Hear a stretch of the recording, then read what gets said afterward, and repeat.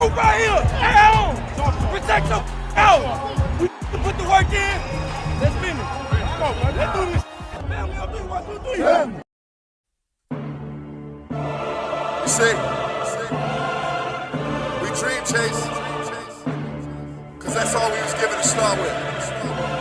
Then we realized the dream was obtainable. Now look at us.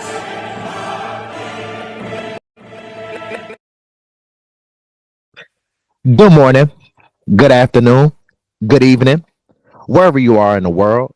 Thank you for being here with us because you already know we truly appreciate it. What's going on, Eagles Nation and TMTP family? Welcome to the Main Thing Podcast presents. It's your boy, Mr. Owens. And after further review,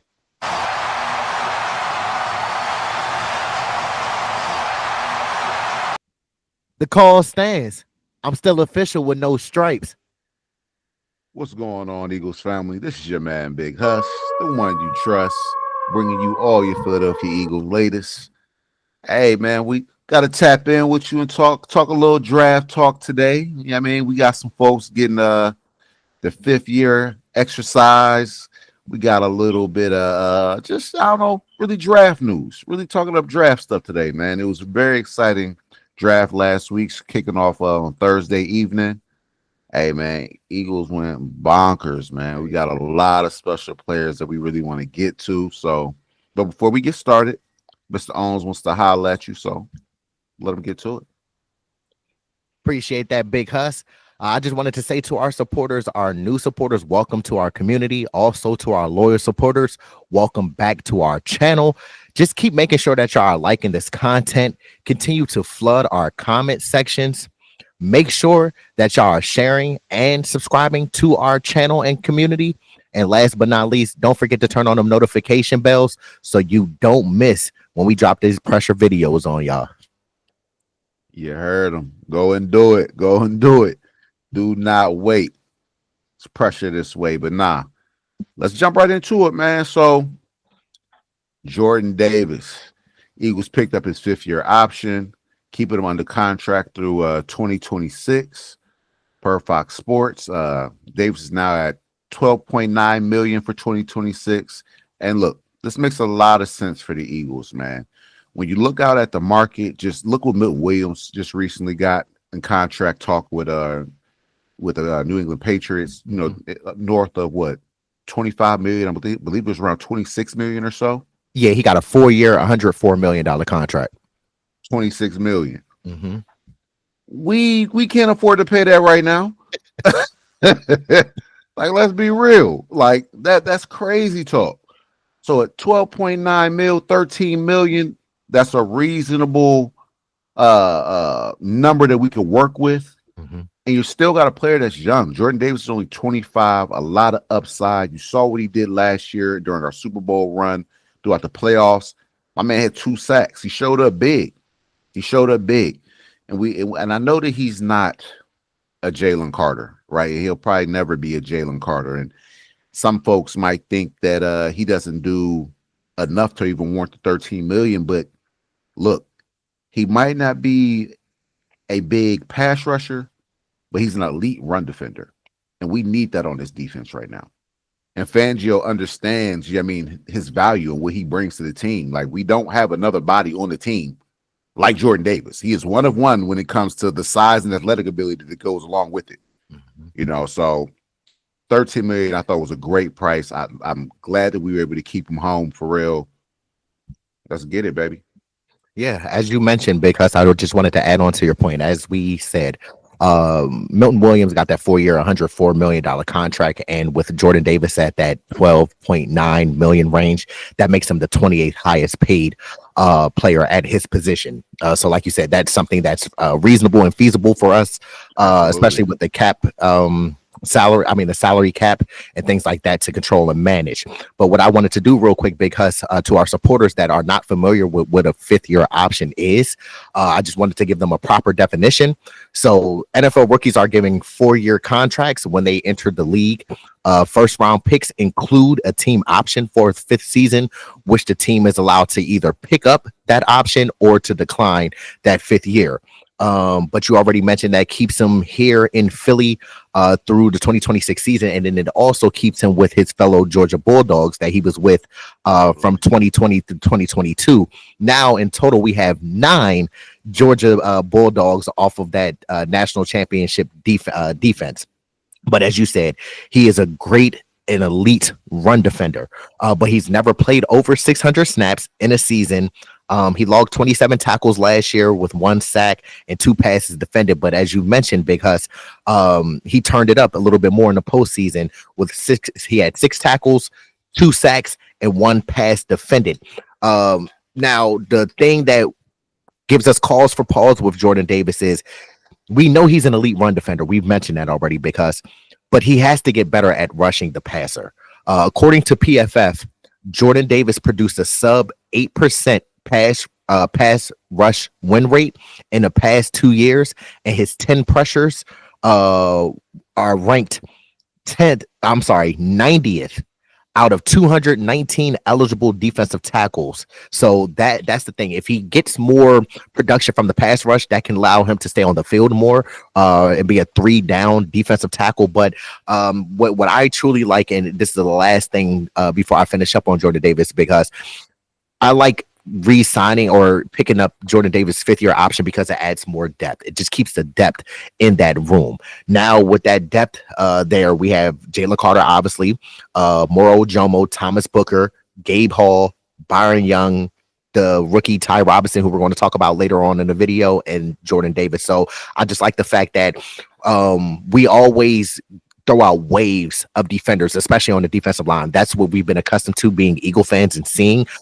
We always have a lot of depth at key positions. So having Jordan Davis back in the fold, this might be a year that Vic Fangio sees a breakout in Jordan Davis, and we hope that this investment in him turns into a solid investment and not a liability. Nah, I believe it will. Like I said, the upside's there. He has to tap into it.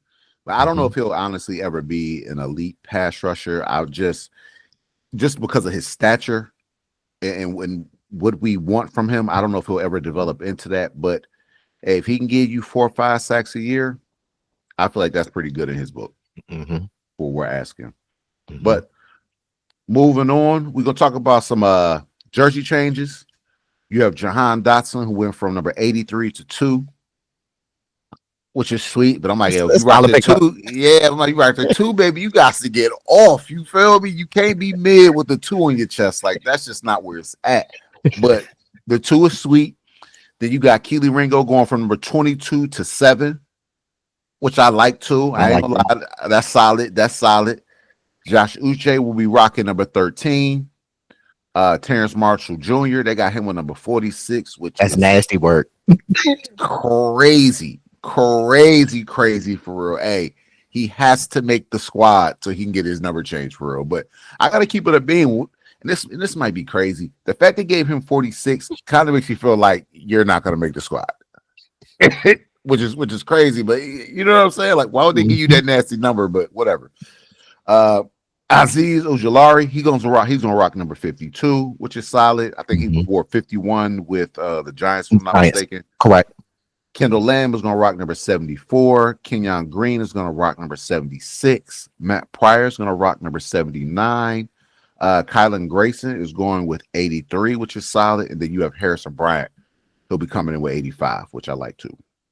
Yeah, back to Terrence Marshall real quick, because they did him dirty like he's a redshirt freshman in college. That's the type of numbers you be getting. Facts. Bro, I got 63 on my chest and I'm with the corners. Like, bro, why y'all do me like this? Like, no respect. Madness, bro. Madness. But nah. Hey, so what we all here for? Let's get to this draft talk, man.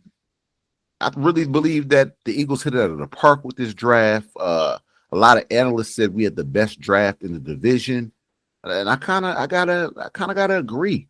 I feel like we have gotten legit at least 2 starters out of this group, with your first 2 picks. But man, let's really just jump into it, man. So round 1, pick number 31, because the Eagles traded up a spot. We went with Jahai Campbell, linebacker out of Alabama. Look, man, this guy really should have been a top 10 guy for real. He's top 10 talent. Kind of got hit with the injury bug a little bit and dealing with some shoulders. This guy who might start off on the pup list, but the upside, what he brings to the table, elite. Zach Bond 2.0. Could possibly be even better because he's younger. Like I said, 21 years old, grew up an Eagles fan. He's from South Jersey. Y'all know what it is. Dirty Jersey. What's up, baby? He's 6'3", 235, running a 4.5, 240. Look, this guy is tough, versatile, and he has great athleticism with great speed. Just like Zach Bond, he can play the stack linebacker, or you can move him to the edge and use him as an edge rusher, where he's also elite. Has proven to be an every down linebacker, so you don't have to take him off the field when it's passing downs. He is great in coverage, thrives as a tackler. Some college stats: 184 tackles, 16 tackles for loss, 5.5 sacks, 2 interceptions, 5 pass deflections, 3 forced fumbles, 2 forced fumbles, a fumble recovery for a touchdown. So my man, he's all over the place with it. I'm getting the tackles, I'm running folks down, I'm getting the picks, you know what I'm saying? I'm taking stuff to the crib. Elite linebacker play. You could argue that this guy is the steal of the draft. Getting him at 31, I don't think that anybody really saw him falling to us. I know they were talking about it, but I don't know if that was a realistic option just because of how good this guy is. Coming out, he'll probably start off as an edge rusher, just because right now he's more see ball, get ball, has to work on his play recognition, and just his raw instincts as a backer. Just how a running back needs instincts and just playing. It's a feel for the game. But I think that comes with more time and more experience. He's only been really a 2-year starter. But my only concerns with him is the medical. We can get past the medical. Look, guys, this boy's going to be a problem. He's the first linebacker that the Eagles have ever taken in the first round. So that should tell you something right there. How we doing things he ain't never did. This boy's exceptional. Mm-hmm. And to add on to your point, Huss, the only cause for pauses is the medical. That checks out. He will be the steal of the draft. He will be a all-pro, sure. A perennial all-pro. And the thing is why, like you said and mentioned, he is a top 10 talent. It's no denying that. A lot of teams were afraid of his medicals, but that's where we differ as an organization, because we wholeheartedly trust our medical team to do extensive research to make sure that his medicals check out. But that's something that us as Eagle fans, like I said, we trust our medical team to do a thorough evaluation, and I think that he will be a steal. He's sideline to sideline, as you mentioned, see ball, get ball. He could drop in coverage. To me, he gives me a feel of a Navarro Bowman back in San Francisco with Vic Fangio, and I think with him and Zach Bond in the lineup, that can be Patrick Willis, Navarro Bowman 2.0. And if we get anything similar to Patrick Willis and Navarro Bowman at the same time, we're going to be doing a lot of work in the middle of that field with them linebackers. Yeah, for sure. Just to finish it off on Jahai Campbell, I think that he will be a steal when it's all said and done. You already see that he performs at a very high level, especially in the SEC at Alabama. So he's not going to be nervous or scared about the competition and to compete. And like I said, once his medicals check all out, he will be a perennial all-pro player and Pro Bowler for years to come here in Philadelphia. Absolutely. The sky is the limit for him. Like, upside is unreal. Mm-hmm. And it's not only just what he gives you as a stack backer, it really is the versatility. You know what I'm saying? You could play him stack, Sam, Will, edge, however you want to use him. He can give you and be effective in all 3 positions. You know what I mean? It's not like it's a drop off, but still super steal of the first round. Mhm. Going on to our second round pick number 64, and a guy that me and Mr. Owens were very, very, very high on. I love this guy's tape, man. He's going to be a monster for us. Andrew Makuba, safety out of Texas, Zimbabwe. Born in Zimbabwe, immigrated to America when he was 9 years old, moved to Austin, Texas. So, Texas guy. Hope he wasn't a Cowboys fan, but he's 22 years old. Like, comes a little slight, 5'11", 186 pounds, but he ran a 4.45 40, which is great. Had a 1.53 10-yard split, which was also great. This guy is rangy, very rangy. Another guy, a lot of versatility. You could play him in the slot. You could play him up top. But what I really like about him, even though being 185 pounds or whatever it is, my man is a thumper, elite hitter. When he decides to come downhill on somebody, he's coming with bad intentions. Now, he started off playing at Clemson his first 3 years, then transferred to Texas his senior year. He didn't like how he was being used in Clemson, so came to Texas. They moved him to the high safety position, and my man, he took off really. He went from having 1 interception his first 3 years to 5 interceptions his final year with the Longhorns. But his career stats are 212 tackles, 9 tackles for loss, 1 sack, 6 interceptions, 23 PBUs, 2 fumble recoveries, and 1 forced fumble. He finds a way to get to the ball and get around the ball. He has that CJ Gardner-Johnson kind of just feel. This guy just knows how to play football. You know what I'm saying? He earned 3rd-team All-SEC honors for real. Look, he could be the CJ Gardner replacement, right? Possibility. Or maybe, you know what I'm saying, he just comes in, he's a special teams guy, he fills in certain packages. We'll see. I'm saying he'll be competing with Sidney Brown for that starting role next to Blankenship. I genuinely feel like that. I feel like he has that level of talent, that level of instincts and awareness, great route recognition.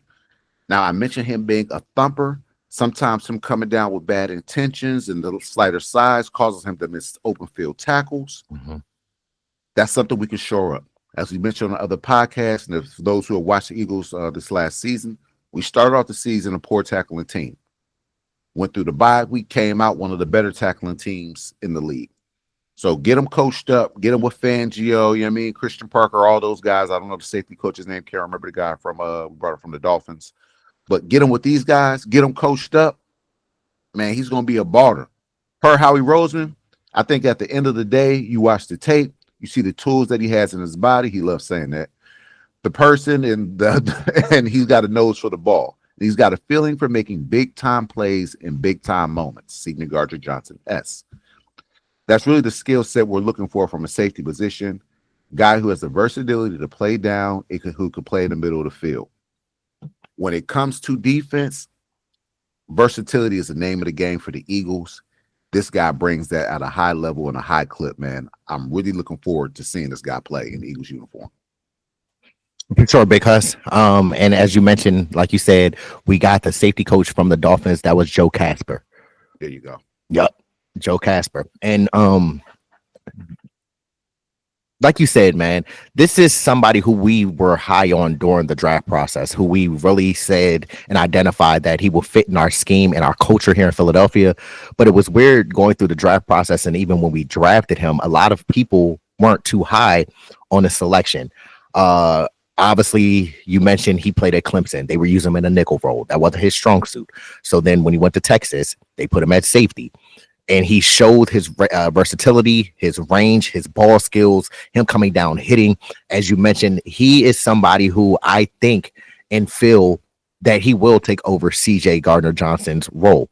And to be honest, they kind of have the same similar built frame as well. They're not the biggest guys, they're not the smallest guys, but they have enough where they'll come down and knock you out when he's coming down and run defending. But what I truly like about him is he has great instincts. He has great spatial awareness, and then he always has a knack of being around the football, no matter what. It was one play I was watching where he was playing the deep half, and they try to run. I forgot. They try to run like a deep post, and it seemed like he was beat, but his recovery speed came and his undercut it and got his hands on the ball and made the big play. We know that Sidney Brown has the talent to compete at a very high level at safety, but then we also know that Sidney Brown sometimes makes boneheaded decisions, and then as well he can be over aggressive, causing him to over pursue the play and things like that. But I feel that Andrew Makuba has that same aggression, but it's a controlled aggression, which we will love in the back end, because we love what CJ did here. But then CJ sometimes, like we said, will take himself out of the plays, and then also he was a liability in pass coverage. I think Andrew Makuba is better than CJ Gardner-Johnson in pass coverage, and he'll be able to line up on the tight ends and go stride for stride with them.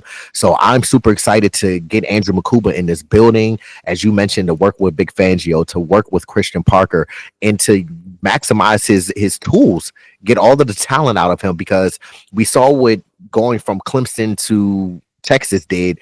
I can only imagine what going from Texas to the Philadelphia Eagles, your reigning Super Bowl champions, can do. So that's somebody who we both feel, because he will start more than likely from day one. For sure. And they had put out a stat. He has more interceptions than touchdowns given up. He had 5 interceptions. He gave up 0 touchdowns. Come on now. So the tape speaks for itself. I love the tape. Yes, I do. If he was, I'm gonna say 200 pounds, he didn't have to be 220, 200 pounds, 205. He probably would have been the number 1 safety, or talked about as one of the top safeties for real, you know. But great pickup for us at in round 2. Now, we didn't have a round 3 selection. We traded back a few times, you know. End up picking round 4, pick 111. Ty Robinson, we mentioned him earlier in the video, D tackle out of Nebraska. He's 24 years old. We talked about this a little bit off camera. There is a reason for that. Mr. Owens had brought to my attention that he redshirted his freshman year, and then the following year was a COVID year. So we know a lot of players didn't count the COVID year, so you got to play a little bit longer. So that's a little bit of the reason that he's a little bit older. But freakish athlete in the vein of Jordan Davis as far as athleticism. Not quite as big, but still freakish athlete. Comes in at 6'5", 290 pounds. He ran a 4.83 40-yard dash, which is impressive, especially for that height, that weight. Had a 1.7 10-yard split, 33.5-inch vertical. Then he put up 28 reps on the bench press. Great. He has a lot of experience playing in 60 games during his time, like I said, from 2019 to now. That's a lot of football. So he comes in experienced. There's not a lot that he hasn't seen playing out at Nebraska. Now, he's also good friends with Cam Jurgens. Okay? So I'm sure they can't put the word in like, hey, get my guy. You know what I'm saying? He's a baller. And look, this guy is. Career stats, 134 tackles, 27 tackles for loss, 12 sacks, 12 pass deflections, a forced fumble, and a fumble recovery. He really took off this last season, registering 13 tackles for loss, had 7 sacks on a forced fumble. This past season, 2024, going to 2025, he found his stride.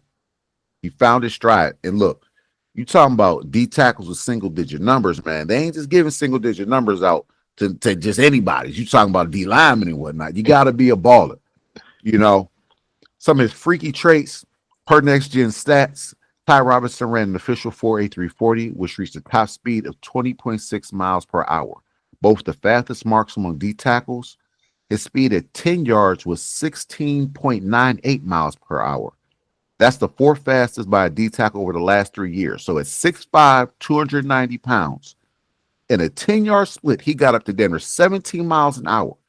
My man is moving. That is freakish. That's a freakish trait for a big guy like that. Mm-hmm. His 12% pressure rate is elite especially considering his best pass rushing wins came against centers on the interior, where he posted a dominant 16% pressure rate as a 0 or a 1 tech. Look, man, the dude on the middle knows what he's doing. No Diddy. You feel me? You put him next to Jordan Davis, Jalen Carter, Moro Jomo. These guys, put him in that mix. I think my man might be a problem. I watched his film, and I don't want to put this on this young man. That we're not trying to create any pressures or anything like that. But I spoke with Mr. Owens. He reminds me of like a baby JJ Watt. Like he just, when I see him, I just feel that the way he moves. You know what I mean? Just everything. I really like this pick. This guy has the potential to come in and really solidify himself in that D-line rotation, especially with Milt Williams leaving for the Patriots. You know what I mean? And then BG off the edge. You know what I mean? We sometimes play him on the inside. That's why I mentioned him. There's some vacancies. This guy has the opportunity to fill one of those vacancies as a rookie and maybe had that Cooper DeJean, Quinyon Mitchell effect amongst the D-line. Really like Ty Robinson out of Nebraska. Mm-hmm. I'm not even going to lie, because Ty Robinson is one of my favorite draft picks, if not my favorite draft pick for this year. We have talked at length and numerous times about Ty Robinson on our channel. It's quite funny that we actually had Ty Robinson in our final mock draft for those of y'all who have been following our content. Ty Robinson, to me, what sticks out to me is his relentless motor. That's what it's certain positions on a football field where you have to have that guy with a relentless motor, whether that be defensive lineman, whether that be linebacker, and so on and so forth.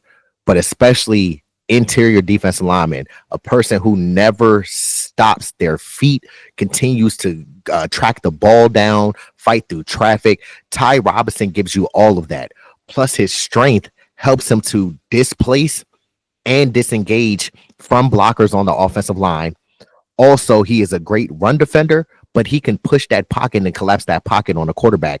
He's one of the type of players where even if he doesn't get the sack, he helps with his teammates to get them that sack.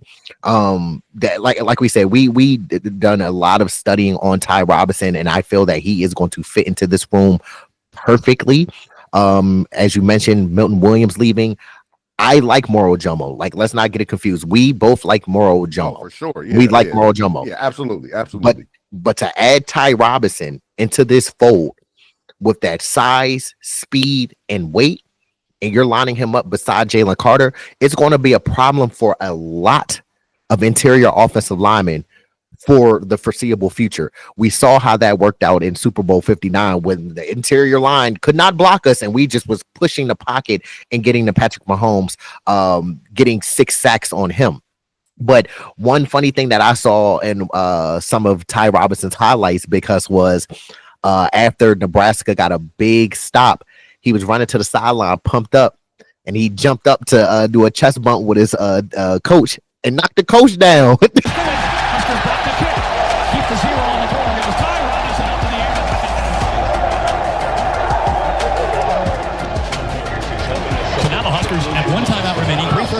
Get goes down, just kept moving to the sideline. And I'm like, if anybody knows, we have a fiery head coach in Nick Sirianni, and Nick Sirianni does that type of stuff. So, Nick Sirianni, memo to you. When Ty Rob is coming from the field and running to the sideline to do a chest bump, don't jump up there because you're gonna get knocked down, bro. He's a big body, but he's somebody who I can definitely see as a perennial Pro Bowler. Just the fact that he fell into the perfect position with us, even though Milton Williams is leaving, as I've mentioned and as you mentioned before, because he's not. How can I say it? Ty Robinson is not. Doesn't have to be thrusted into the starting lineup. He can learn from the Jalen Carters. He can learn from the Moro Jomos and work on his craft and work on his technique to continue to raise his bar and raise and elevate his game higher. But that pick right there, we kind of had a feeling that we were going to go Ty Robinson when we were looking at the D tackles. I know they had some interest in TJ Sanders, but with Ty Robinson, I feel like we knocked it out of the park to be able to line him up next to Jalen Carter, like I said before, for the foreseeable future. And I think Ty Robinson is going to do work in this league. for sure. I'm definitely excited to see him and what he can do, like I said, with this group. It's a situation where, like I said, he's not thrusted into a starting role. We're not asking him to come in and be the guy. And in most situations, when he is on the field, you'll be getting a one-on-one. You know what I mean? And I like what I've seen on tape. He's a problem 1v1. So we'll see, but definitely looking forward to seeing him in that midnight green. Mm-hmm. Now, round 5, pick 145 out of UCF. We have the cornerback Mac McWilliams, 23 years old, comes in at a little over 5'10", 190 pounds, ran a 4.41 40. That's good speed. Had a 1.52 10-yard split. That's pretty good as well. 34-inch vert. Could work on that. That's solid. Yeah, that's something we can work on, especially with being 5'10", but that's cool. Graded out as one of UCF's best defenders according to PFF. Started his career at UAB, then finished up at UCF for his final season. Started 36 out of 42 career games, tallied 133 tackles, 13 tackles for loss, 1 sack, a couple interceptions, returning 1 for a touchdown. Had 25 PBUs, 2 forced fumbles, and 2 fumble recoveries. I like to see some of them PBUs turning interceptions, but yeah, I mean, still getting his hands on the ball, which isn't bad. Has some versatility of playing inside and outside, with him being a little undersized. Even Mr. Owens and I talked about this. He might be best suited on the inside unless he can prove that he can hold his own on the outside. And look, the tape shows he was holding his own on the outside, but projected to be more of a slot player. Probably add some depth behind Cooper DeJean, or maybe he pushes Keely Ringo for an outside cornerback role. This is a guy, look, stays low through his back pedal, which allows him to have great change of direction. He's a fluid athlete, does a great job planning and driving, physical and run support. That's what I really liked about this guy. Even at 191 pounds, that boy ain't scary. He comes down and he's an efficient tackler. He's good, solid in run defending, which is one of the reasons why I feel like he might go into the slot, because typically you want your slot defenders to be better run defenders than your outside corner. You know, outside corners you got to tackle. All right, Slay, remember that. But no, offers some special teams ability as well. He's a punt returner. Look, I like to see a little bit more ball production out of him, but overall, this is a solid player. At worst, he gives you cornerback depth, slot depth. He needs to work on flipping his head as he moves down the field, locating the ball. Honestly, that's an issue that even Keely Ringo kind of came in with, if you want to be real. That's something that could be worked on and progress, but that'll come with time. Once again, you put him in this Fangio system, let Fangio put his hands on him, mold him into something, and you might have a solid depth piece here. Somebody who actually sees the field. We also mentioned plays that Avonte Maddox role. Maybe comes in a dime package and some sub packages, you know. But I don't see this guy as a liability. I actually see this guy making the team, if I'm being completely honest. I love the tape. It was solid tape from this dude. I was actually surprised. Yeah, Mac McWilliams is definitely a solid prospect. He's better in man coverage than zone coverage, but he plays both very effectively. With me, what I saw on film is he processes well in zone coverage and is disciplined in his leverage and has a great feel for splitting his threats in his zone. Also, he's very quick twitch. He's able to match the receiver's route without losing ground, and remains fluid in his back pedal, as you mentioned, Big Huss. Also, he has elite route distribution and recognition. And then to add on to your point, I would like to see more ball production because he gets his hands on the ball. He has natural ball skills, but we like to say more turnovers. I remember seeing one highlight where they ran a screen to his side and he came up and punched the ball out, scooped it, and ran it all the way back. So I'm like, look, you forced some turnovers, but we just need to see it on a more consistent basis. Now, to his weaknesses, sometimes he gets bullied at the catch point by bigger bodied pass catchers because of his height and length. As we mentioned, he's only 5'10", 190. And usually some receivers 6'2", 6'3", 6'4". So that can be something that he struggles with. And then he also, his tackling form could use some refining, especially against bigger ball carriers in space, because sometimes when he gets the bigger ball carriers in space, he tries to come back, and as you mentioned, he's not scared to make contact. He'll try to hit him, but with his smaller frame and size, the bigger ball carriers fall forward, so they're never falling backwards. So they're always gaining positive yards sometimes when he comes up and tries to contact them in space. But as we mentioned off camera, because when we was having our conversation, what I like about Mac McWilliams, he held his own against some of the elite receivers in college. I know he held his own against Travis Hunter while Travis Hunter was at Colorado. He held his own against Ted McMillan, the receiver from Arizona. He held his own against Savion Williams, the receiver from TCU, and then also a couple of Iowa State Cyclones, Jalen Noel, and then also Jaden Higgins. He held his own against them. And we know that Jaden Higgins is actually a bigger body receiver, so I was kind of pleased to see him hold his own against some brand name receivers. But as you mentioned, I can see him coming in here, filling in Avonte Maddox's role in the dime packages when we need more defenders and pass coverage on the field, because we already know Coop got that nickels that nickel spot on lock. He ain't giving it up to nobody. But we know that Vic Fangio likes to have versatility pieces where he can move around like a chessboard, and we can see Mac McWilliams getting on the field and contributing at some capacity, even as you mentioned, even if it's in special teams for his first season. Let him get the feel, and then maybe, we don't know, he might be able to push for that outside corner with Keely Ringo, as you mentioned, and then Eli Ricks, who's out here instead of focusing on trying to get better at corner to push for that starting job. He out here tweeting some stuff, but we ain't gonna get too far in that. But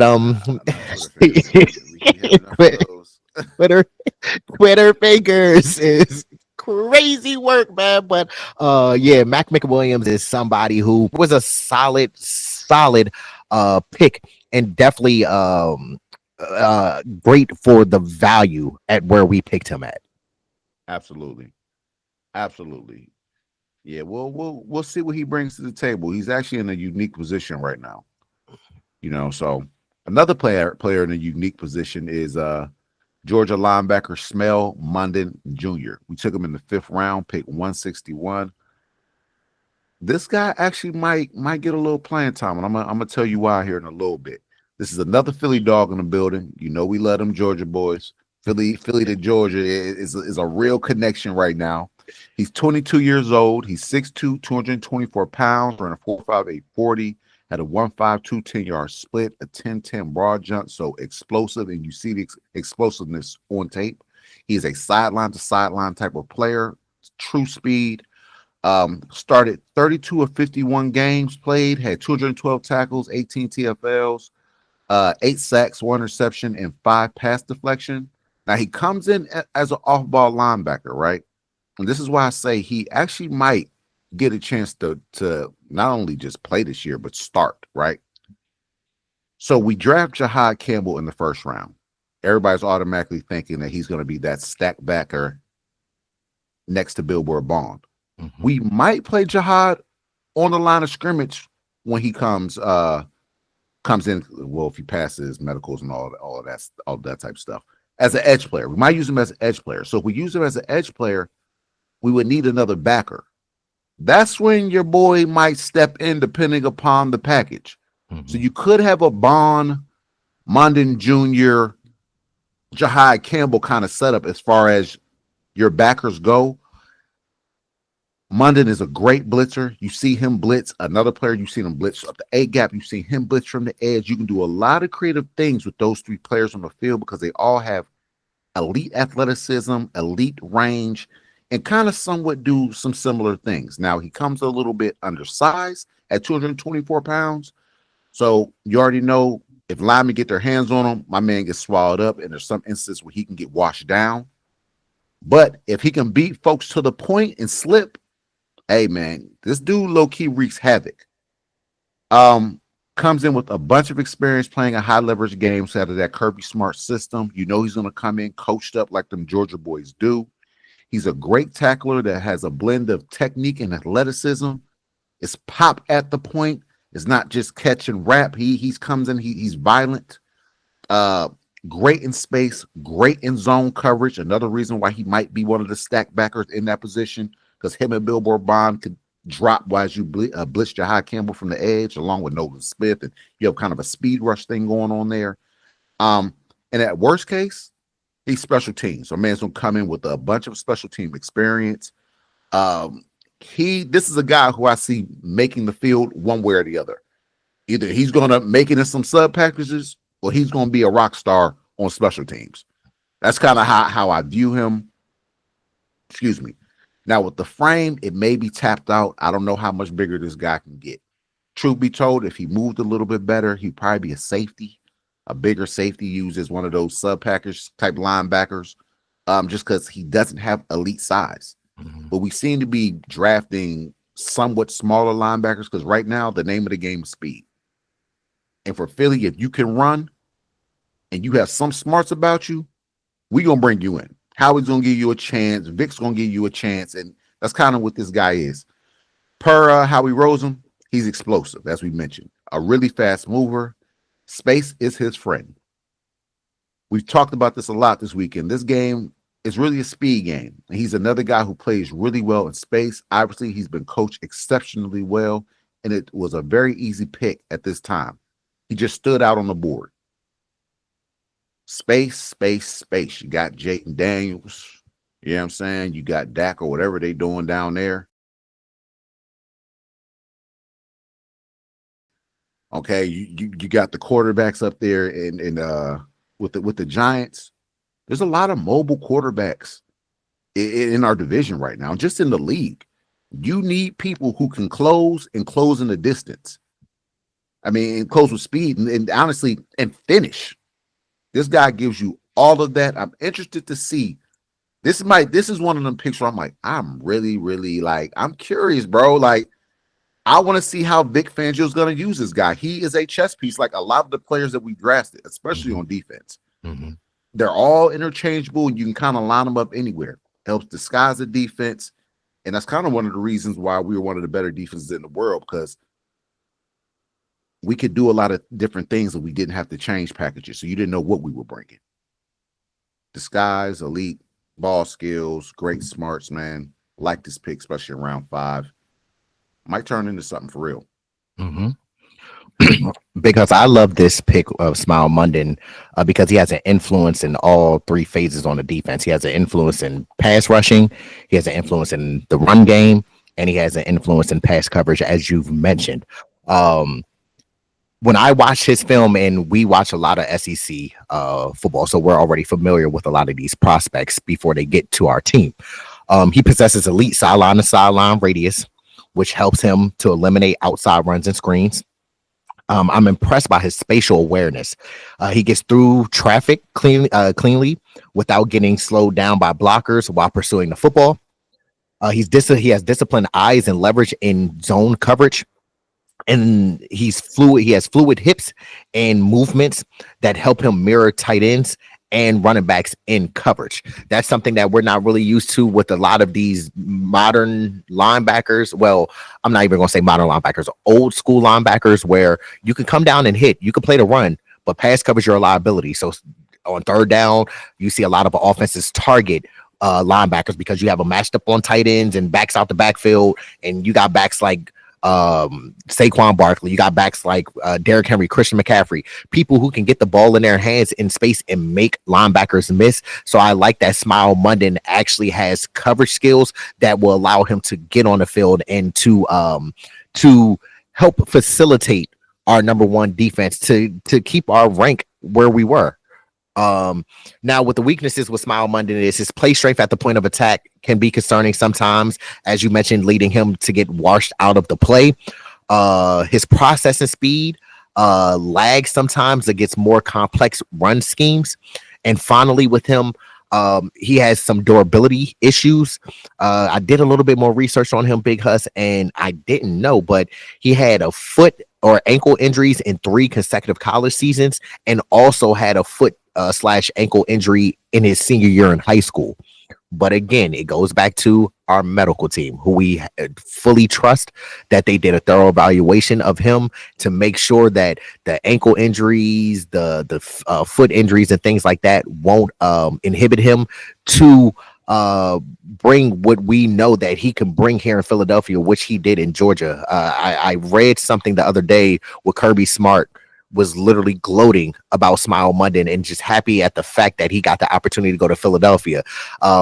And the last thing on him too, I forgot the coach's name at Georgia, but he sent the congratulations to Smile Monday, and he had put like Fly Eagles Fire, Go Birds or something like that. He was like, I'm starting to get used to this because, as you mentioned earlier, it's the pipeline between Georgia and Philadelphia. So Smile Monday is somebody who, as you said, he could get on the field at some capacity and make an impact. And to get him at the value that we did in round 5, that is an absolute steal. And Howie just doing Howie things as you per usual. You know it, man. Howie. Now, for our next pick 168 in the 5th round, we took Boston. He played center, but we have him listed as a center guard. Boston College center guard Drew Kendall. He's 24 years old, comes in 6'4", 308 pounds, ran a little over 5-second 40, had 20 bench reps. Now, he comes from NFL bloodline, where his dad was a former first-round pick, so a little bit of pedigree there. I like to see that. He earned first-team All-ACC honors in his final year at Boston College. He was a team captain, started 37 out of 39 games. Durability, I love that. He only allowed 5 sacks and 1,200, damn near close to 1,300 pass block snaps. So my man is Mr. Reliable, all reliable. All right, he ain't gonna miss no games, and he's gonna show up. He started 31 consecutive games at center and posted a team best 83.1 pass block grade in 2024, according to PFF. So getting it done as a pass blocker, for real, he's a mover. He adjusts well to movement and climbs at the next level. So when pulling, when working to the linebackers, to the safeties, he does an exceptional job, just how we like our centers to do, or just really our linemen in general. You have to have great feet and be able to move. You don't got to be the fastest, but you have to be able to move. He does a great job sealing blocks. Now, he needs to work on his power at the point, but hey, that's nothing but hitting the weight room. Okay, you get him with these trainers and everything, that's correctable, so I'm not worried about that. Even though he's only played center, Stoutland sees some type of flexibility there, so you might see him playing guard and getting a lot of experience there, especially with a vacancy at the guard position. Maybe he pushes for a spot there. At worst, he's a depth piece.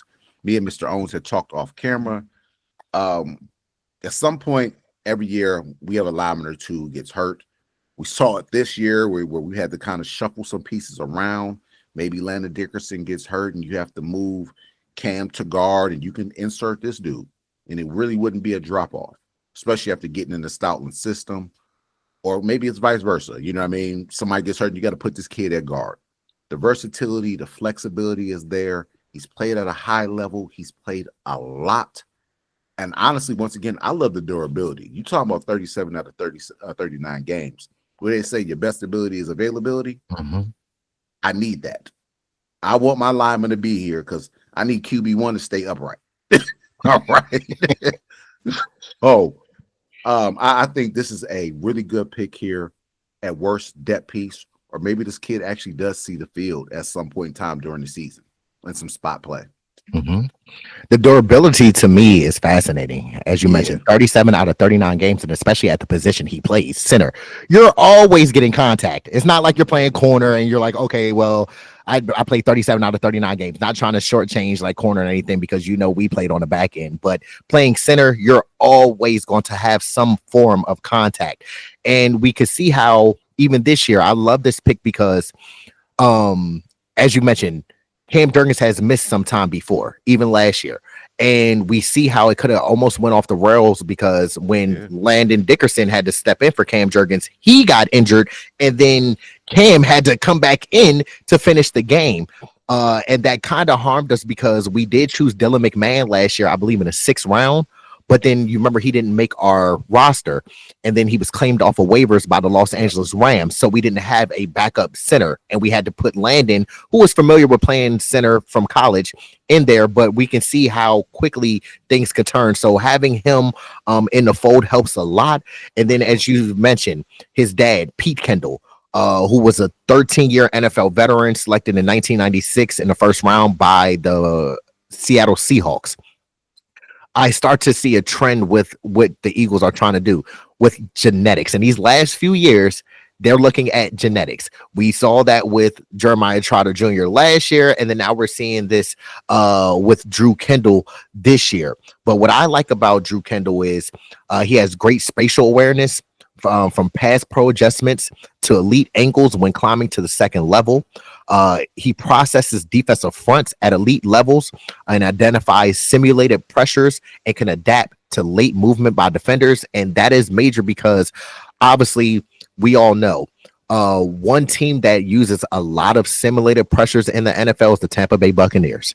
Todd Bowles, my kryptonite, man. I'm trying to tell you, look, with them simulated pressures and everything, Todd Bowles will have us in a frenzy.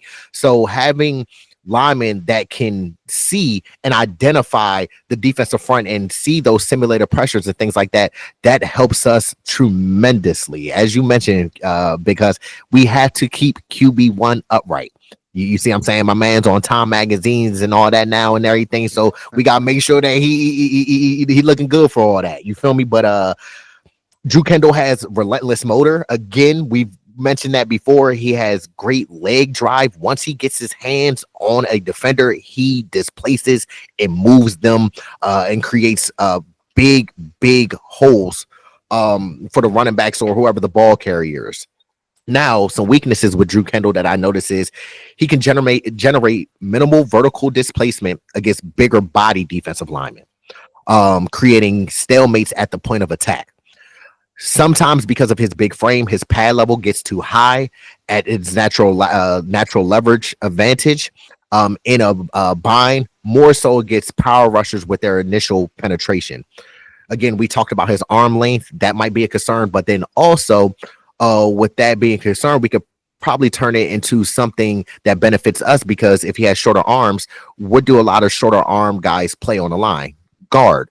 What do we have an opening with here in Philadelphia? Guard. So even though we have him listed as center / guard, and he's more than likely going to be the backup center to Cam Jurgens, he can push and compete for playing time at that right guard spot.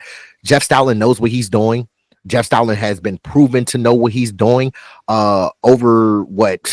since he's been here since 2013. He was originally with Chip Kelly staff, and he was the only coach that we retained from that staff. So having Drew Kendall coming here already used to an NFL pedigree from his dad, and then coming with Jeff Stoutland, arguably the best position coach in the NFL, that's a match made in heaven.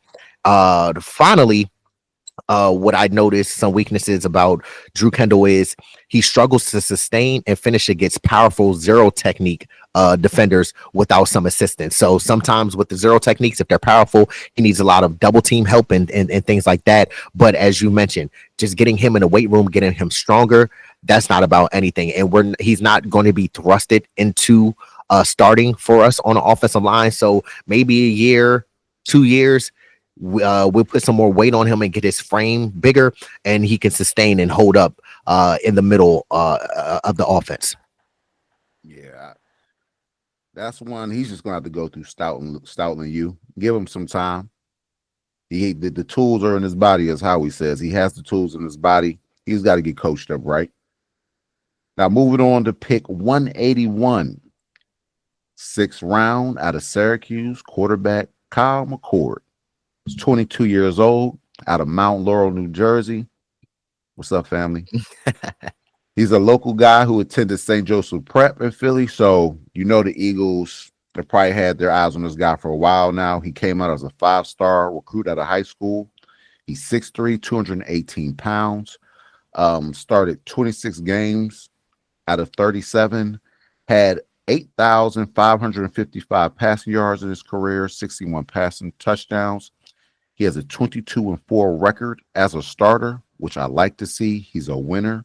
Winning matters. It's a mindset. He set school records with 391 completions and 34 passing touchdowns, which was 5th nationally.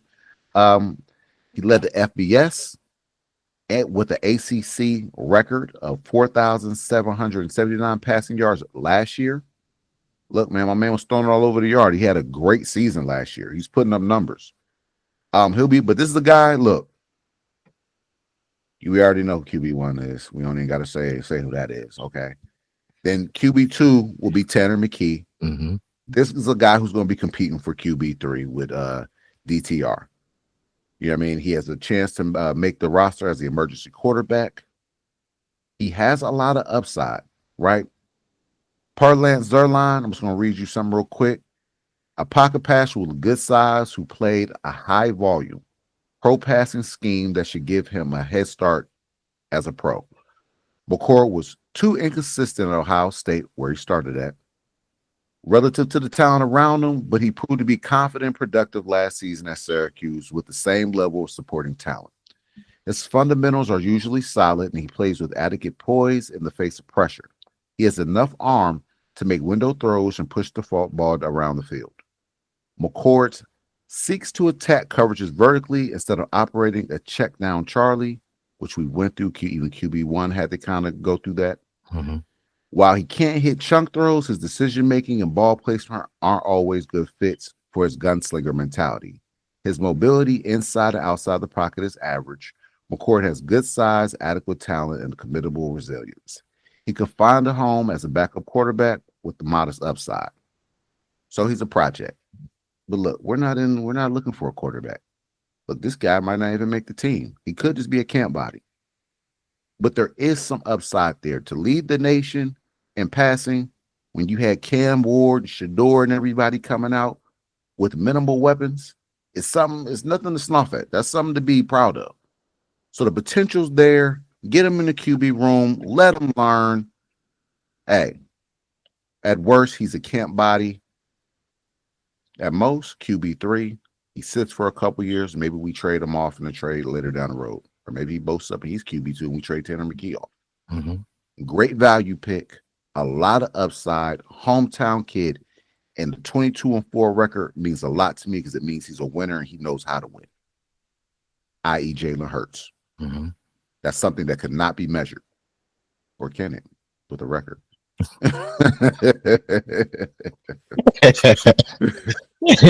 Hey, Huss, before I get into Kyle McCord, because we were just talking about Jeff Stoutland, and I don't want to get too far into content, but we have to give Jeff Stoutland his flowers as we usually do. For those supporters, I have an interesting fact for y'all.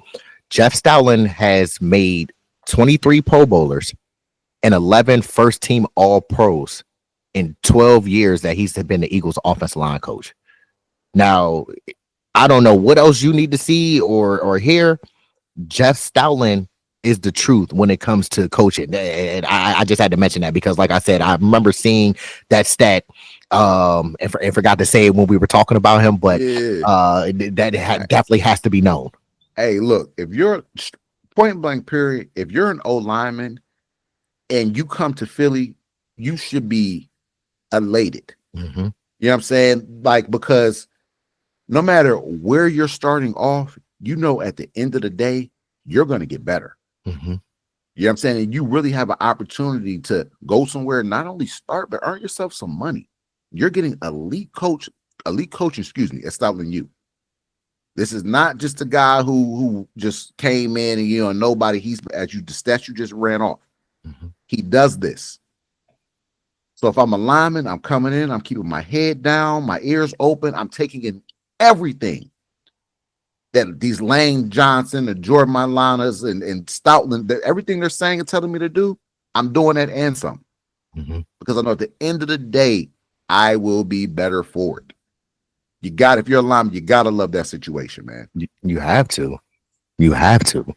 And now with Kyle McCord, fun fact of the day.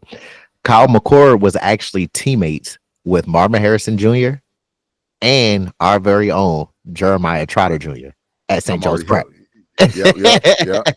hmm And so with Kyle McCord, I like that he has elite release speed. He gets the ball out of his hands relatively quickly. He's been clocked numerous times getting the ball out of his hands in 2.5 seconds or less.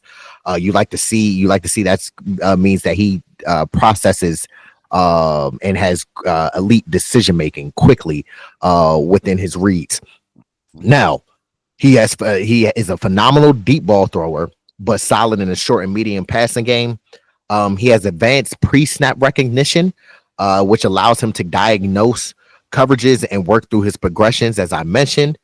Um, he's also has exceptional pocket movement and throws with great anticipation. Now, some weaknesses with Kyle McCord is he has limited athleticism. He can extend plays outside of the structure, but he's not really a threat as a design runner. Under heavy pressure, his base mechanics can become lost, leading to some passes sailing when he can't step into his throws. And finally, on occasion, he can lock into one of his targets too long, and his primary read. And as you mentioned, when he's trying to look for the deep ball, he sometimes misses the check down, as you mentioned. But that's something that can be fixed. As you mentioned, QB1 had to go through it, but that's something where he can just keep working and working and working and get in that room and absorb all the knowledge that's given in there and become a serviceable backup and with the Philadelphia Eagles, or if he gets some value, as you mentioned, how we can trade him down the road for some draft compensation. But I like how McCord, he's able to stay home in Philadelphia. I know his family is stoked about that. They don't have to travel too far to come to the games and things like that. So that's just all love growing up as an Eagles fan. So we got two draftees that grew up Eagle fans, and now being able to play with their childhood team, with their favorite childhood team. I'm sorry. Yeah. No, that's love, man. That's a dream come true right there. Come on, man. Come on, like you can't, boy. What I couldn't imagine. I Lose swear. my S, bro. Oh man. Oh my goodness. Tears of joy. I still be crying. Now with our next pick 191 in the 6th round out of Michigan, offensive tackle Miles Hinton. He's 23 years old. Big guy, 6'7", 323 pounds. Has an 82 3/4 inch wingspan. Jeez Louise. Had 31 starts in 46 games, allowed 8 sacks and 1,020 pass block attempts. But for such a big guy, he has really good feet, shows impressive quickness to slide, redirect the mirror, and pass pro. Has to improve on his run blocking, can sometimes get a little overextended, allowing for defensive linemen to kind of slip past him and rip by him. This is another player, though, as we mentioned with, I believe, who was the guy we just mentioned? Drew Kendall. With Drew Kendall. Mm-hmm. Comes from good pedigree, good stock, man. What do you call it? His family, bunch of collegiate athletes and pros. His his father, Chris, was a top 5 pick back in '83, starting 172 games along the offensive line, earning 7 Pro Bowl selections. So dad was a dog. His brother played D-line in Michigan. His mother played basketball at Northwestern. So they're a family full of athletes. They just D1'd up over there. Yeah, like they do this. They do this, you know. So he comes from really good stock. So no surprise that the Eagles took him and he got drafted and has getting an opportunity here.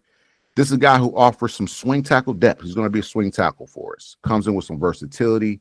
Over the past 3 seasons per PFF, in 2022, he played left tackle, 82 snaps, right guard, 1 snap, right tackle, 363 snaps. In 2023, he played left tackle for 56 snaps, right tackle for 218. In 2024, he played left tackle for 572 snaps and right tackle for 1. So my man has played on both sides of the line, played a little bit on the interior of the line. Versatility here is key. This is a guy, honestly, who I think is going to fill that Fred Johnson role. He'll be the next Fred Johnson for us. Little bit of a project here, but really good tools to work with. Like I said, to be as big of a guy and as he is, he's still quite nimble and moves very well. As I mentioned earlier, we need our linemen to be able to move and move in space. This guy gives you that, especially on the edge. And we have some elite pass rushers in our division now. You know what I mean? Everybody in our division has a great pass rusher now. Mm-hmm. So you have to be able to get out in space and handle your one-on-ones. You know what I mean? We're not asking this guy to step up in a role, step into a starting role, but maybe when Lane Johnson decides to hang the cleats up, maybe this guy gets an opportunity. The tools are there. He just got to get with Stout, man. Y'all know what Stout does. Mr. Owens just read it off to you. So a lot of tools here, a lot of upside. And what I like about Miles Hinton, because like you said, the name of the game is versatility. We've been preaching versatility on this channel for I don't know how long. But again, he's going to be another prospect that is not going to be asked to be thrusted into a role. I like the fact that we acquired Kendall Lamb, who can also do swing tackle, and then reacquiring Matt Pryor. So that gives Miles Hinton an opportunity to sit and really learn the position and to keep growing with his craft. Now, he's a better pass blocker than run blocker, but he has great patience and feel and pass protection, and has a knack to sit back in his set rather than lean and lunge, causing him to get off balance and causing the defender to just hit him with a swipe or swim move and get past him, or a rip move. He's consistent in landing blocks at the second level. Again, that's something that you mentioned, Big Huss, having our offensive lineman being able to get out in space and being able to connect with the blocks. Let's not just get to the second level and run out of space and go for a block and miss the block. Actually connect so that we can spring our ball carriers for chunk gains. He's effective in pulling, showcasing his speed, agility, and overall range. And he's very agile, uses his hands aggressively, and packs in a powerful initial punch, being that mammoth of a man on a line. Now, some weaknesses with him. These are all things that he could work on. Of course, like we said, he can sit and learn the tackle position better. Elite quickness can give him trouble on the edge. When defensive linemen run twist and stunts, he can become a little hesitant, probably not knowing who to pick up on the twist or the stunt, and that all just stems back to communication. That's something that our offensive line is great in doing, is communicating to everybody that's on the line. And finally, again, because he's such a big guy, his pad level. So edge rushers that use speed to power could give him fits on the outside. But again, this is something that can be coached up, especially coming to Stoutland. You're already used to the pedigree from your dad, your brother, your mom. So hard coaching and tough coaching is something that he's more than likely used to, and probably will want from Jeff Stoutland. And as you said, when Lane Johnson hangs those cleats up, I can see Miles Hinton sliding over to that right tackle position and filling in for Lane Johnson once he decides to retire, because we already know who's on that left tackle. He ain't giving that up for probably another 10 years. Yeah, it's gonna be some time. Yeah, it's gonna be some time. For sure. I like that pick. We'll see what he turns into. Mm-hmm. Our next pick is 6th round pick 207. We took another tackle out of Texas, Cameron Williams. Now, he's a baby. He's 21 years old, but 6'6", 317 pounds, has an 84.5-inch wingspan. Now, he comes in, he doesn't have as much experience as everybody else. He has 16 starts in 37 games. He really only has 1 season of starting experience. He's allowed 6 sacks and 612 pass block attempts, which, like I said, the experience isn't there, but has some elite traits. Now, this is a guy who was really bigger than the 317. He started off at 369 pounds and then eventually cut the weight down. He was a big body guy, you know what I'm saying? So, but cut the weight down so that he could move a little better. This is a guy who, once he gets his hands on the defender, it's hard for that defender to disengage. Strong hands, heavy hands, shows the ability to close space and knock defenders out at the second level while climbing and pulling. He came from a similar system as far as more of a run-first system. where it was 55% run to 45% pass. Played in multiple schemes. They had a high rate of quick game, high rate of RPOs and motion.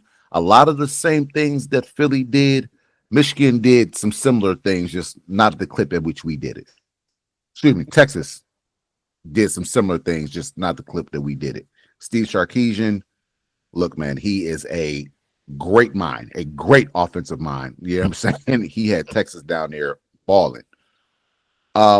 Look, he was part of an offensive line, this being Cameron Williams, part of an offensive line that was named the finalist for the Joe Moore Award, which is given to the nation's top offensive line. So them boys was down there putting in work. Now he needs to improve his range as far as working on an island. You know, a lot of times we ask our tackles, especially because them boys are paid, hey, man, you mono, we mono, is you versus Parsons, take him out. That's your guy. Lane does that. Malata does that. You know what I mean? No problem.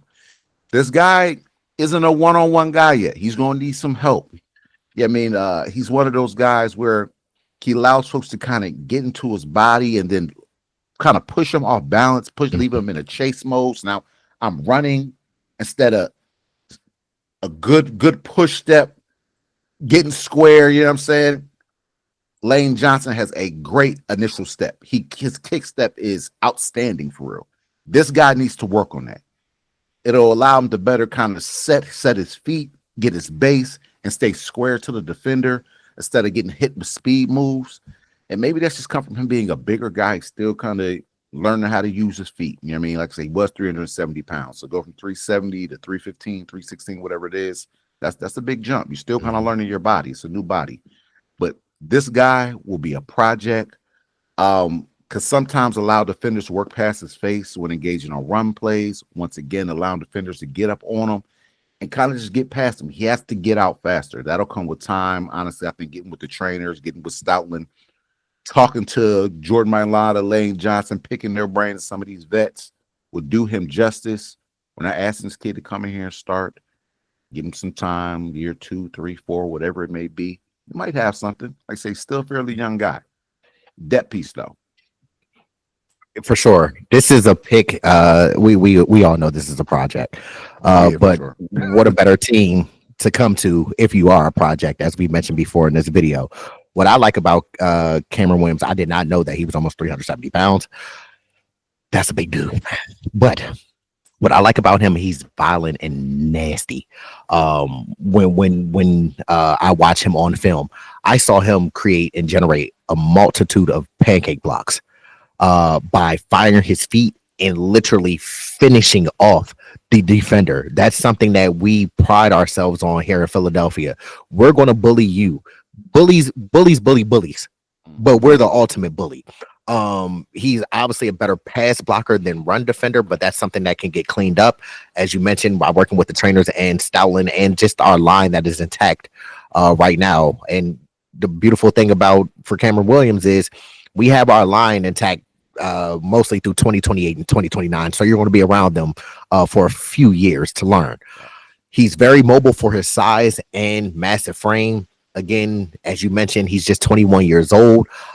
So his physical development and technical work can use some improvement. But again, that's where Stoutland comes in. And I'm sure that once we see the final product, he can be our he could be our long-term answer at right tackle once Lane Johnson leaves. But his weaknesses is he's still developing his proper kick slide, as you mentioned. That's something that we both saw on tape and talked off camera, Big Huss, where his foundation needs to get a little bit better because he can get off balance. And even with him being big, the defenders with the speed and power, they kind of knock him over. He's lunging and loses leverage.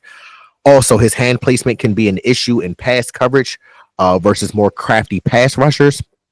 And finally, he can struggle to maintain consistent leverage in the run game because of his pad level being too high. But again, when you're 6'6", it's kind of hard to get your pad level down. But that's something that we can work on for the future so that he won't get beat by the speed rushers and he won't get beat by the power rushers because you are a big guy. you should be able to hold your own with the power rushers, but that just comes with, as you mentioned earlier, because setting his base and being able to drive his power through his legs, where majority of our power comes from in the first place. Facts, and that'll come with time. Like I said, I couldn't imagine being 370, 380 pounds and then getting down to 315. You know what I'm saying? Mm-hmm. Like your body move is different. It's a different body. So he's got to learn his body. He's still a kid. Let him really grow into it, learn, tighten up, get stronger at the point. Like I say, he might be something. I think so. Now, with our final pick 209, I am really excited about this pick. Something about this guy, I don't know. I just feel like he might be another sleeper. Edge, Antoine Powell-Ryland out of Virginia Tech. Look, man, this kid can ball, y'all. He's 23 years old. He comes in at 6'3", 258 pounds. Ran a 4.69 40, had a 1.64 10-yard split, had a 36.5-inch vertical, which is very impressive, and a 10.4 broad jump. Explosive. Now, this is a guy where he's not going to blow you away with the physical attributes. For me here, it's more production over athletic traits. More than likely would have been drafted higher if he had some of the elite skill set of some of these guys, or elite traits of some of these guys like Abdul Carter or Pierce Jr. or one of these guys just a little bit more freakish on the athletic side. He would have been a first-round pick just off of production. But he came in little on the non-athletic side with shorter arms, 31.5-inch arms. They didn't like that because as a defender, shorter arms, you're going against the Lane Johnsons and Jordan Martin Lauders. These dudes have long arms. They get up on you, it's going to be hard for you, boy, to get off. They're going to lock you out. straight lock you out. And now you reach in, you grabbing air. You grabbing air because your arms are short. Look like a dog on his back. Man. So that kind of turns some teams away. But once again, you can't deny the production. Now, he started 29 games out of 52. He racked up 117 tackles, 41 TFLs, 30 sacks, 9 forced fumbles, and 5 pass deflections. He had 25.5 sacks just over the last 2 seasons. So my man's getting to the quarterback, right? His 2024 sacks, 16 sacks, that would have ranked 3rd in the FBS. 19 TFLs, that would have ranked 6th in the FBS. 48 pressures, and 3 forced fumbles. My man was balling. Just how they were talking about Cuz at Boston College. Donovan as a Raku. That's his name. We don't care. He on the Cowboys. Yeah. He on the Cowboys, but has similar stats to that guy. And that dude went damn near 4 or 5 rounds before Antoine, but it was just a little bit more athletically gifted. But once again, this is a guy. Production over athletic traits. He was a first-team All-ACC, third-team All-American, high motor guy, savvy guy, does a great job of setting up his pass rush, has impressive hands as a pass rusher, works offensive tackles hands well, plays the game within the game, because it is a game within a game. Flashing his hands and taking them away to get the tackles off balance. This guy is savvy. He knows he's not the most athletic, so I have to get creative. He does a good job of switching his pass rush up, using his hands. Shorter arms allows, like as I mentioned, tackles to get into his body, but he still finds a way to get home. As I talked off camera with Mr. Owens, this guy is another BG type mold type guy to me, where I'm not the most physically gifted, but I know how to play football and I know how to get to that quarterback. This dude does this. Now, he needs to improve upon his play strength, because there are moments where he can get kind of caught up and washed down. I think that has a lot to do with him not being able to just disengage. But he has an opportunity here to work himself into this pass rush rotation where we need edge players. And this dude, I'm telling you, I'm not saying he's going to come out and give us 20 sacks. But you put him in that rotation, I can see 5 sacks his rookie year. I can see that in this rotation. He's savvy enough and has the smarts to do it. You put him with this group. I like this pick. Watch Antoine Powell-Ryland. I'm telling y'all, this boy could play. Yeah, man. Antoine Powell Ryland, uh, definitely is a solid edge defender. He's somebody who, obviously, we watch a lot of ball. And somebody that we did have our eye on, but we just didn't think that he would be there, where we grabbed him. And what I like about Antoine Powell Ryland is, obviously, we know he's a better pass rusher than run defender, but he played 3 years at the University of Florida, the Gators. But that was more developmental seasons before finishing his last 2 years at Virginia Tech. So that's 5 years right there. That's 5 years of experience. That's 5 years to work on your craft, and then also your pass rush repertoire through that time. And with him, like we said, he can get into this rotation and make an impact. But also with our rotation, he's not needed immediately. Maybe he might not get into the rotation the first half of the season, but later on down the road, similar to what Jalen Hunt did, come in sparingly in spot play, and then get an opportunity to rush the passer and make those plays. He's crafty with his pass rush repertoire, as I just mentioned. He's a technician with his hands. He has an elite bull rush, which showcases his exceptional leverage. Also, he has an elite counter move. So when his initial move doesn't work, he doesn't stick on his initial move long enough. He doesn't stick on his initial move that long. He gets off and gets to his second counter move. He plays with elite pad level and finishes and drives through tackles of the ball carriers and quarterbacks. And finally, what I noticed about Antoine Powell Ryland is he diagnoses plays quickly with elite mental processing speed. Now, some weaknesses that I noticed from him is he lacks twitch, his first step explosion, especially being undersized. He struggles to maintain his ground against double teams in the run game. And finally, sometimes he lacks burst in his closing game, which hurts him from finishing sacks because the quarterbacks are able to escape out of the pressure.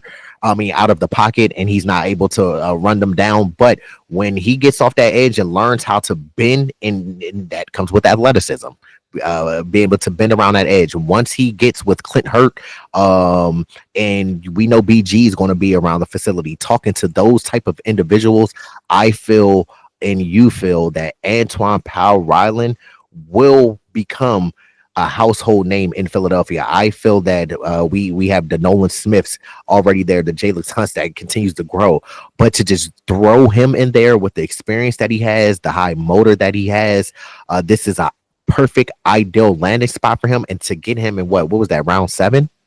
Round six to get him around 6, that is a steal. As you mentioned, he had the same stats as Donovan at Boston College, but which is picked later. So at the end of the day, you got them same type of tools. That's somebody who we bought in for a top 30 visit. I'm talking about Donovan in terms of that. Obviously, we like the skill set, but he's somebody who I feel if he gets with the right team, being us, the right coaching staff with the coaches that we have, he can turn into a baller for sure with us here in Philadelphia. Absolutely. Now, look. That rounded out our draft there. We had 10 selections. Honestly, I thought it was a great draft. A lot of analysts thought the same thing. I didn't see anybody really give us anything lower than a B+ as far as draft grades go. Look, we'll see what these guys can do. It's a lot of talent there. Now, some more talent that we got talking about. Now, we have, what do you call it? Rookie minicamp invites, and then the undrafted free agents. Yeah, because rookie camp is what starts, I believe. It started. Yes. No, it should start May 2nd, if I'm not mistaken. Should start tomorrow, Friday, through the weekend. May 2nd through the 4th. Now, some undrafted guys, and right, you were correct. It's May 2nd through the 3rd. Through the 3rd. Okay, excuse me. Yep. Awesome. Undrafted guys, and what do you call it? Rookie invites to camp we have BJ Mays, cornerback out of Texas A&M. Brandon Johnson, safety out of Oregon. Darius Cooper, wide receiver out of Tarleton State, who has some really good film, by the way. If you ever watched him, watch that guy. Harlan Pierce, O tackle out of Rutgers, I like him. I Jersey. like him. Hey. Hey. I like him, bro. Yeah, bro. He good tape as well. Mhm. Lance Dixon, linebacker out of Toledo. Maxon Hook, safety out of Toledo, who they say is good friends with Quinyon Mitchell.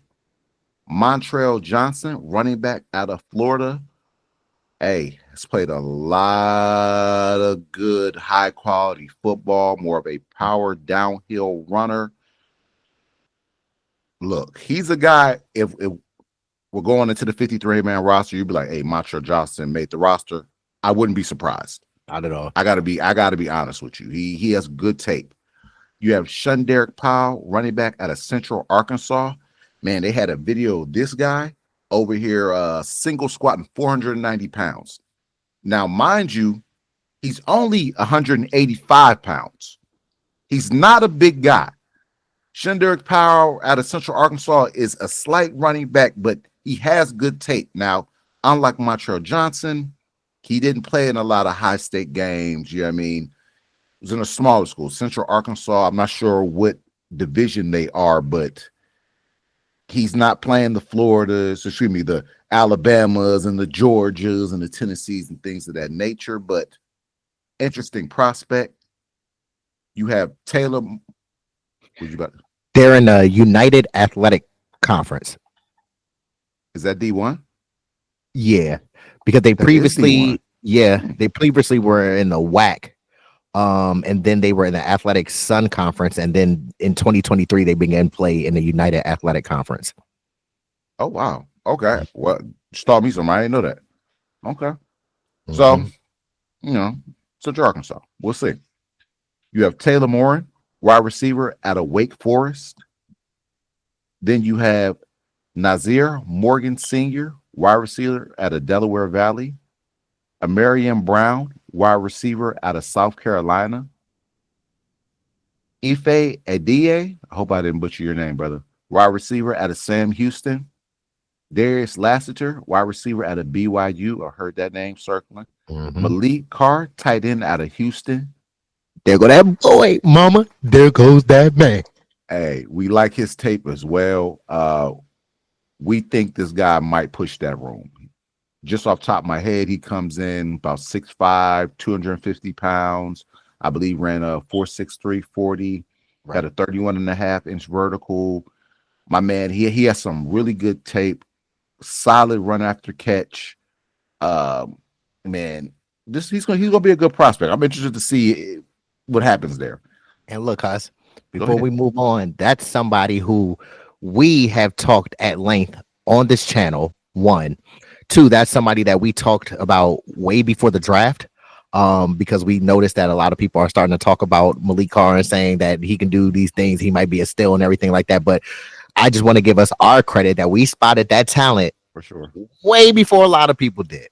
For sure. No, absolutely. We was definitely talking about Malik Carr for real. Look, dude has good tape, but you heard it here first. All right. Then you have Quinn Carroll, offensive lineman out of Minnesota. Audrey Carrick, offensive lineman out of Tennessee. Joseph Vaughn, linebacker out of UCLA. Ryan Mead, linebacker out of Illinois. Ridge Texada, that's an interesting last name. Texada, cornerback out of North Texas, obviously. Texada, he had to be from Texas. Isaiah Green, cornerback out of Campbell. Trey Jones, the third, safety out of Texas A&M. He actually has some quality tape as well. Nick Toomer, safety out of Indiana. And Kai Kroger, punter, South Carolina. So all these guys will be at rookie mini camp tomorrow. Getting acclimated with how Philadelphia does things, moving, knocking some of that rust off and seeing where everything may shake. I'm interested to see the reports that come out. Got a lot of good talent, man. That's going to be on that film. Let's see where these players fall, man. Let's see where these players fall. Yeah. I'm really interested specifically in Malik Carr, as we already mentioned, Mhm. Holland Pierce, and then Montrell out of University of Florida. Those are three that I know can more than likely make that 53-man roster. But the name of the game is competition. If you come out there and compete, do what you're supposed to do. It doesn't matter if you were undrafted. It doesn't matter if you was at a rookie mini camp invite. It doesn't matter where you come from. You can make the roster if you come out there and compete and do what you're supposed to do. Absolutely. I mean, yeah, Reed Blankenship was an undrafted guy. Yep. He's came in, well, he's been a 2-3 year starter now. Mm-hmm. So it's, hey, what's the saying? It's not about where you start. It's about where you end up, man. Exactly. So it doesn't matter, fellas, if you were drafted, undrafted, you know what I mean? You got the rookie invite, whatever the case may be. Go in here, put your best foot forward. You don't know what how your situation may unfold. I'm sure when Jordan Mailata started, he didn't think he'd be one of the highest paid left tackles in the league. But he did that. You know what I mean? So the opportunity is there. Take advantage of it. Hey, the best version of you is the best version for the city. You know what I mean? So do your thing, but good luck to you boys. Mm-hmm. You want to holler at them? Yeah, man. Before we get out of here, because I just wanted to thank our supporters, our loyal supporters, for continuing to support our community. Welcome to the new supporters and welcome to our family. Make sure that y'all just keep liking these videos and spamming that like button, like them spam likely calls that we receive on a daily basis. Also, keep making sure that y'all continue to flood our comment sections. We love to hear from y'all. Also, make sure to subscribe and share our community and our channel and let everybody know that y'all found y'all new favorite Eagles content creators. And last but not least, don't forget to turn on that that notification bell, also known as that Liberty Bell looking thingy, so you don't miss when Swoop comes out with the Eagles news and updates. Go do it. Go do it right now. Don't waste no time. Get right to it. Straight up. But nah, hey, to all the new players who just came in, man, welcome to Philadelphia. We appreciate y'all. We love y'all, man. We want y'all to be able to call this home. Mm-hmm. Everybody else, you know what it is, man. It's fly Eagles fly all day, man. Come on now. But if you don't know, I go by Big Husk. And I go by Mr. Owns. And this is the Main Thing podcast, where we keep the main thing the main thing. Go Birds. I love y'all. I hope everyone's having a great week. I hope you have a better weekend. Stay tuned. We dropping another video soon, so look out for that. Peace and love. It was I was gonna make a lot of money doing what I wanted to do. I went after it, and it was a struggle to achieve it. But you know what? I caught that bitch. Dream chasing.